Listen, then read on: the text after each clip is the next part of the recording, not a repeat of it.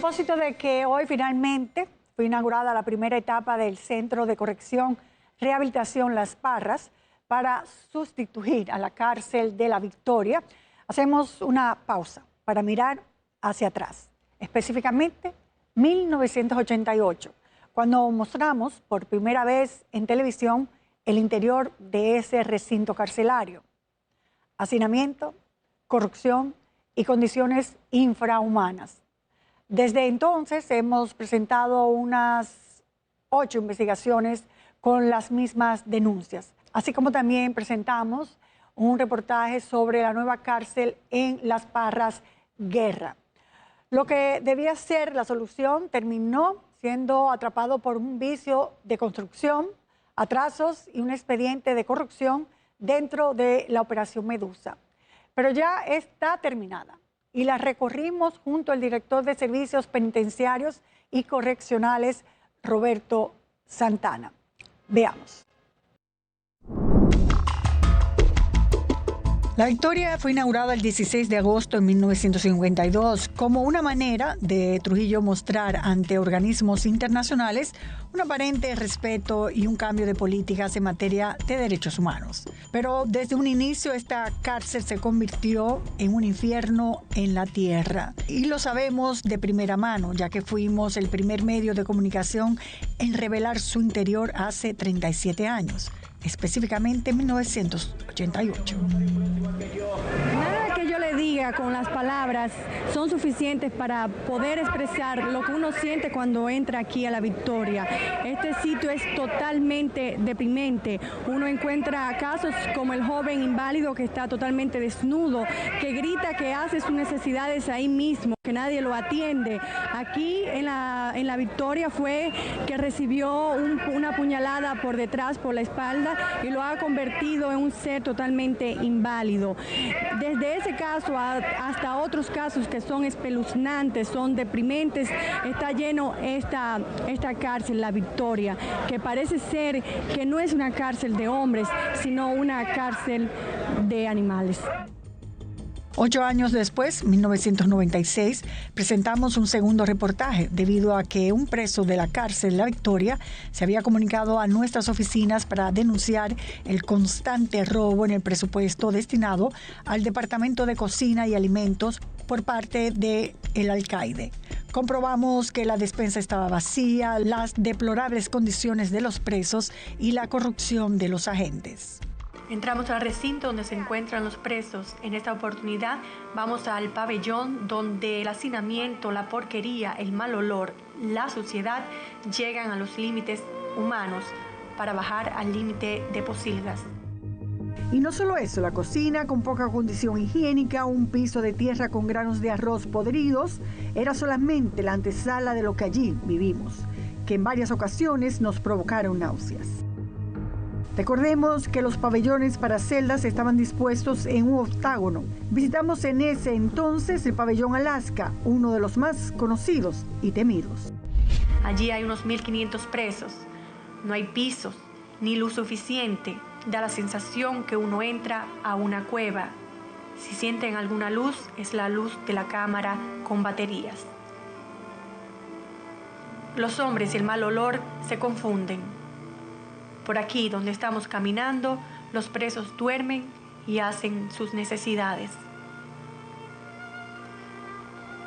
Según nos dicen, han sabido pasar varios días sin comer por falta de luz, ya que las estufas son eléctricas y no hay forma de cocinar. Con poca ventilación, mucho calor y mal olor, todos desean hablar de sus casos. Los pozos sépticos están dentro de los pabellones, y cuando se inundan, la materia fecal pasa por encima de los presos que están durmiendo. Nadie puede saber lo que es esto si no va en persona, ya que las imágenes de la televisión dulcifican este infierno. La creación de un mercado dentro del recinto, donde los militares eran dueños de puntos de cualquier cosa, desde un colmado hasta las drogas. En el 2017, denunciamos que presos exhibían alcohol, drogas, dinero y sexo en las redes sociales e inclusive habían cometido delitos electrónicos desde allí, así como el sobre del famoso peaje que cobraban los policías y militares. todo con el pleno conocimiento de las autoridades. En febrero del 2019, luego de 67 años de inaugurada la cárcel, hicimos otro reportaje a propósito del inicio de los trabajos de construcción del Centro de Corrección y Rehabilitación. Al entrar estas nuevas autoridades, recorrimos todo el terreno, unos 6.407 metros cuadrados, para albergar 8.788 reclusos, con celdas de alojamientos conyugales, de observación, reflexión y de máxima seguridad.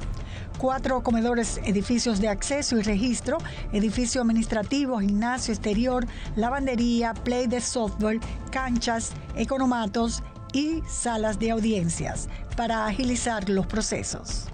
Obtuvimos los fondos gracias al caso Odebrecht.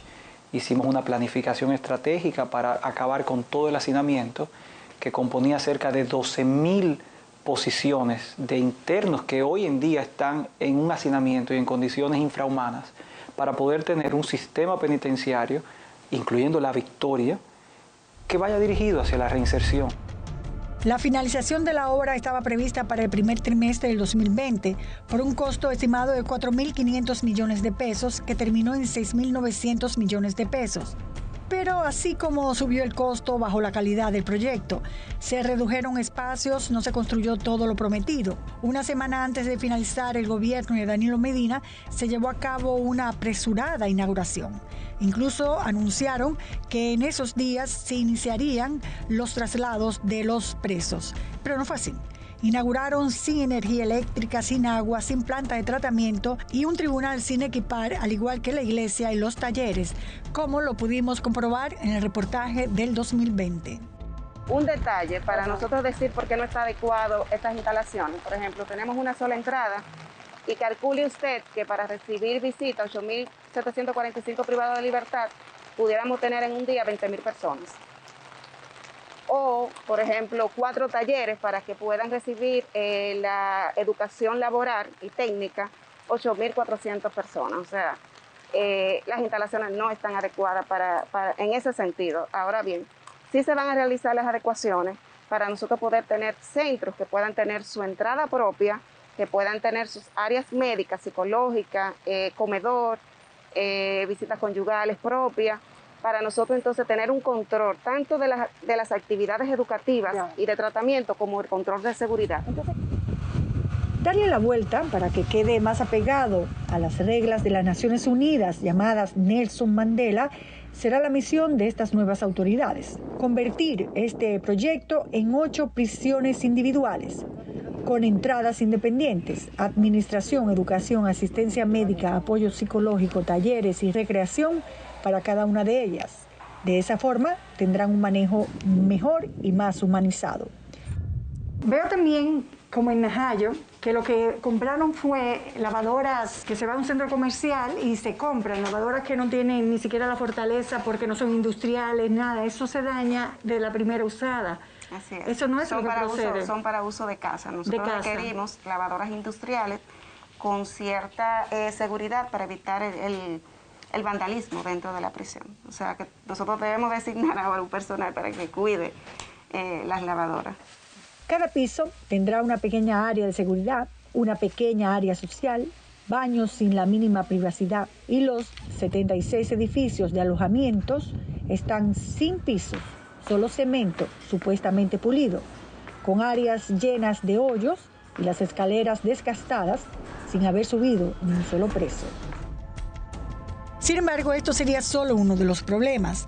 No solo pasaría de ser una obra con numerosas debilidades de construcción e inaugurada sin haber sido terminada, a también convertirse en una evidencia penal de la Operación Medusa, puesta en marcha en junio del 2021, que acusaba al ex procurador Jean Alain Rodríguez, a otras 40 personas, incluyendo empleados de su gestión y 22 empresas, de manejar más de 1.000 millones de pesos en sobornos, licitaciones amañadas en el marco del Plan Humanización de las Cárceles, donde supuestamente la Procuraduría había invertido 10.000 millones de pesos, como presentamos en junio del 2022. Las empresas ganadoras eran empresas que estaban vinculadas entre sí y también pertenecían al entramado que el PETCA dice que el ex procurador preparó para así quedarse con gran cantidad del dinero. Vamos a dar algunos ejemplos. Este expediente dice que el acusado, a través de Jonathan Joel Rodríguez Inver, director administrativo, y de la acusada Jenny Marte Peña, directora de ingeniería, obligaron a los contratistas de la construcción de la Nueva Victoria, las empresas Consorcio Construcción y Transporte de Prefabricados, ES Pretensados, Estructurales Dominicanos, Consorcio Remis, Rotilla SRL, Constructora Pablo Yarul, Asociados, Constructora Woxen y MAC Construcciones, para que compraran el hormigón, el cemento y los agregados de manera exclusiva a la compañía Cemex Dominicana, por lo cual cobraban comisiones a través de la compañía Materiales de Construcción. De acuerdo al expediente acusatorio del caso Medusa, las maniobras fraudulentas realizadas por la estructura criminal para manipular las licitaciones era que los acusados, Rafael Antonio Mercedes Marte y Jonathan Joel Rodríguez Inver, una vez que eran depositados los sobres B de la oferta económica, se trasladaban de noche a las oficinas sede de la Procuraduría y procedían a abrir los referidos sobres. Tomaban notas de las ofertas realizadas por todos los oferentes y luego, si eran menores a las de los suplidores de confianza del acusado Jean Alain, les decían a estos que modificaran la oferta con montos más bajos y luego de que estos modificaran las ofertas, se la entregaban a Rafael Antonio Mercedes Marte, quien sustituía las ofertas económicas y las volvía a sellar. Una demostración de cómo las licitaciones ya eran realmente adjudicadas antes de que se realizara el concurso público lo presenta el PETCA con la compañía llamada Estructurat Ltd, ya que estos contratistas tenían información privilegiada. Tuvieron a su cargo el movimiento de tierra de la Nueva Victoria, la cual se dio a conocer públicamente el 25 de octubre del 2018. Sin embargo, el presupuesto presentado por el contratista Estructurat Ltd como oferente a ser evaluado para el proyecto figura la fecha 6 de octubre del año 2018. Sobre MAC Constructora, establece el expediente que Lisandro José Macarrulla Martínez, hijo del ministro de la Presidencia, Lisandro Macarrulla, pagó unos 17 millones en sobornos a Rafael Estefano Cano Saco, mano derecha del ex Procurador General de la República. Estos sobornos fueron para que pudiera participar en la construcción del Centro Correccional La Nueva Victoria. Al iniciar su gobierno, el presidente Abinader se encontró con la necesidad de readecuar y corregir el diseño del complejo penitenciario, así como de solucionar temas legales, con diferentes cárceles, incluyendo Las Parras, que tenían acusaciones de corrupción. Creo que llegaron los bomberos ahora, oye, todavía no han llegado. El 18 de marzo del 2024 ocurre un hecho que evidencia la necesidad de acelerar el proceso. Un incendio por un cortacircuito en La Victoria que dejó 13 presos muertos.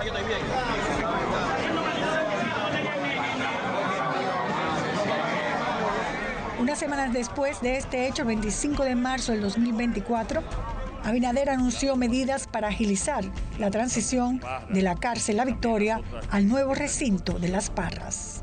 Hemos creado una comisión de seguimiento a la solución de La Victoria, Las Parras, para que le dé seguimiento a la transición de La Victoria a Las Parras, a las licitaciones y contratos que haya que hacer. Y el magistrado Jorge Subero Isa le pedí que coordinara esa comisión y él estuvo de acuerdo.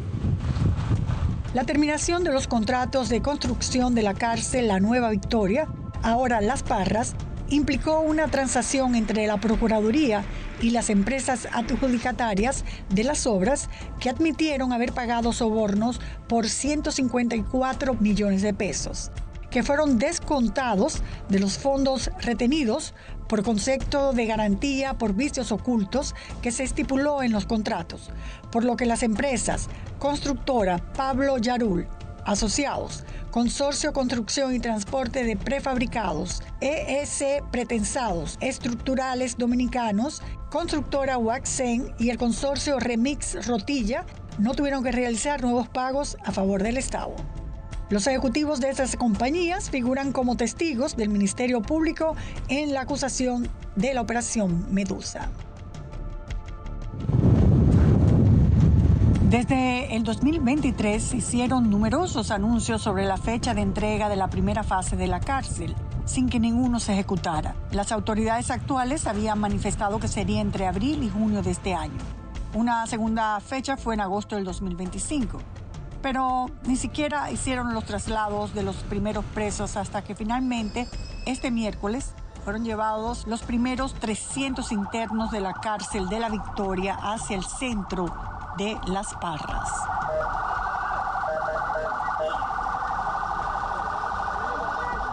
Se trató de un paso histórico debido a que en los últimos 39 años el país ha tratado de sustituir La Victoria por otros recintos sin éxito alguno, hasta que finalmente se inició de manera concreta un avance hacia la eliminación de lo que surgió como un centro de violaciones a los derechos humanos.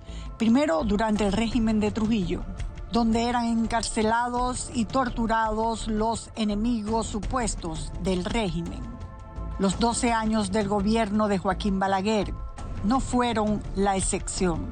Allí se enviaron opositores del gobierno, casualmente, entre ellos el actual director de Servicios Penitenciarios y Correccionales, Roberto Santana, quien, por sus ideas políticas, estuvo preso 1 año y medio en la celda número 1 del denominado Pasillo de la Muerte. Y en los últimos años le ha tocado dirigir estos trabajos que marcan el fin de una era, el inicio de otra. Siempre ha dependido de la voluntad política, que sube, que baja. Y bueno, finalmente hay una preocupación, que ustedes ven que aquí están todas las agencias, aquí está el ejército, aquí está la policía, aquí está la DNCD, aquí está el DNI, aquí está todo el mundo. Y hemos tenido un fuerte apoyo de la Procuraduría para este proceso.